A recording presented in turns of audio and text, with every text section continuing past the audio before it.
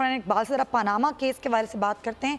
एक बार फिर ये मामला उठ गया है जुल्करनैन और जमाते। प्राइम मिनिस्टर साहब ने आज एक तकरीर की है जिसमें उन्होंने कहा है अगर खुदा न खास्ता मुल्क डिफ़ॉल्ट कर जाता तो मेरे माथे पे और मेरी कब्र पे धब्बा होता कि इसकी वजारत उज़्मा के दौरान इस्लामी जमहूरिया पाकिस्तान डिफ़ॉल्ट किया था। क्या का प्राइम अवार्ड्स दिए गए हैं, ग्रैंड वेलकम किया गया है, लेकिन अब जो एक खबर सामने आई है वो ये आई है कि यूएई के प्रेसिडेंट ने friendship band prime minister Modi को दिया है कि भैया आप हमारे सबसे अच्छे दोस्त हैं और रहेंगे। इसी एक तो ये कि जनरल आसिम मुनीर बिल्कुल भी इस हवाले से कोई माजरत खाना रवैया अख्तियार नहीं करते कि फ़ौज अपने रवायती दायरा कार से निकल के एग्रीकल्चर में आ रही है या माइनिंग में आ रही है या आईटी के शोबों में आ रही है। और उनका वफाकी वज़ीर दाखिला राना सनाउल्लाह कहते हैं कि उनकी पार्टी ने इसहाक डार का नाम निगरान वज़ीर आज़म के लिए नहीं दिया। निगरान वज़ीर जब वैक्सीन की बात हुई तो सारी दुनिया सबको शिक्षा दे रही थी अमेरिका वाले की ये तो ये नेशनलिस्ट गवर्नमेंट है, नेशनलिस्ट गवर्नमेंट है, हिंदू नेशनलिज्म। लेकिन सबको वैक्सीन फ्री में देने का काम जब हमारे लोगों के पास भी नहीं हुआ था मोदी जी ने किया। इसीलिए वो पैसिफिक आइलैंड के आपने देखा होगा जो राष्ट्रपति थे उन्होंने मोदी जी का पैर छुआ, क्योंकि जब बड़ी बड़ी कंपनियां नेगोशिएट कर रही थी कि क्या प्राइस दोगे और क्या इसके बदले में तुम हमको दोगे, मोदी जी ने फ्री में भिजवाया। हम मानवता की बात करते हैं। अगर ह्यूमन राइट्स तो आ जाए 1948 में universal declaration of human right के साथ, हम तो सदियों से सर्वे भवन्तु सुखिनः सर्वे सन्तु निरामयाः की बात कर रहे हैं। हमने ख्याल ये है कि उन्होंने जो वाजे भी किया, उन्होंने कहा कि चीन की तरक्की में फ़ौज ने 60s में और 70s में किरदार अदा किया। खुद पाकिस्तान की उन्होंने मिसाल दी कि पाकिस्तान के अंदर जो मौजूदा एग्रीकल्चर रेवोल्यूशन जिसकी वजह से हम खुराक के अंदर खुद किफ़ालत की तरफ चले, उसकी वजह भी बुनियादी तौर पे उसमें भी फ़ौज ने अपना किरदार अदा किया, डैम्स में और बहुत सारे कामों में।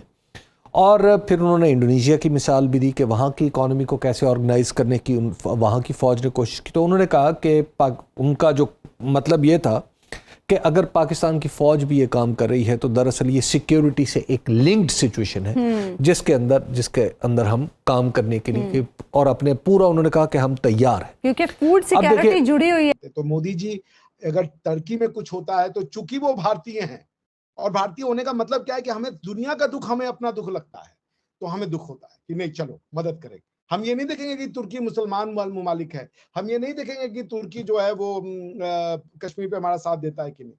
हम जाएंगे, हम दुनिया की मदद करेंगे, हम योग सबको देंगे, पर किसी से नहीं कहेंगे कि अपनी अकीदे को छोड़ दो। हम दुनिया को बताएंगे कि तुम हमारा आयुर्वेदा लो, लेकिन हम ये नहीं कहेंगे कि तुम्हारा जो मान्यता है वो गलत है, उसको गालियां दो। हम अपनी चीजें देंगे और वो कहेंगे कि हम आपकी एग्जिस्टिंग चीजों में कुछ नया जोड़ दें।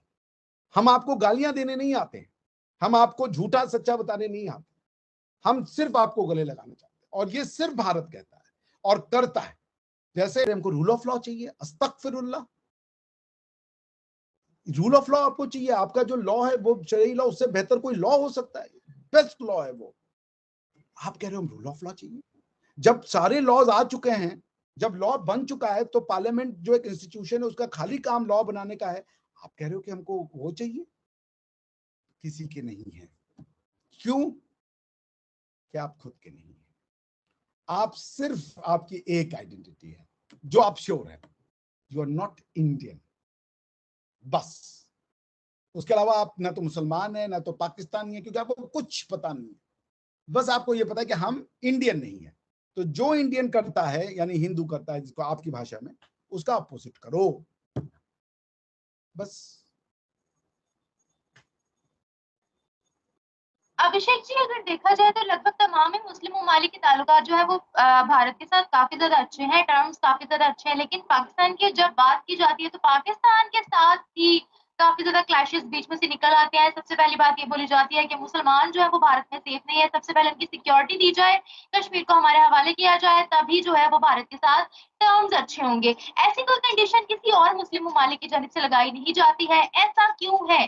पाकिस्तान क्योंकि फूड सिक्योरिटी जुड़ी हुई है हमारी सिक्योरिटी। उन्होंने कहा कि जिस मुल्क में फूड सिक्योरिटी ना हो उसकी बाकी हर सिक्योरिटी इररेलेवेंट हो जाती है। देखिए, दूसरा जो उनके बारे में मेरा तासुर बना, एक उनकी नजरियाती जहत है। ये नजरियाती जहत हमारी फौज की हमेशा से रही है, लेकिन पिछले कुछ अरसे से मैं देख रहा था जनरल परवेज मुशर्रफ से ऑनवर्ड कि वो नजरियाती जहत बहुत ज्यादा स्ट्रांग नहीं होती थी। अच्छा, लेकिन भारत की जब बात आती है तभी ये सारी मुखालफत जो है वो दरमियान में आ जाती है।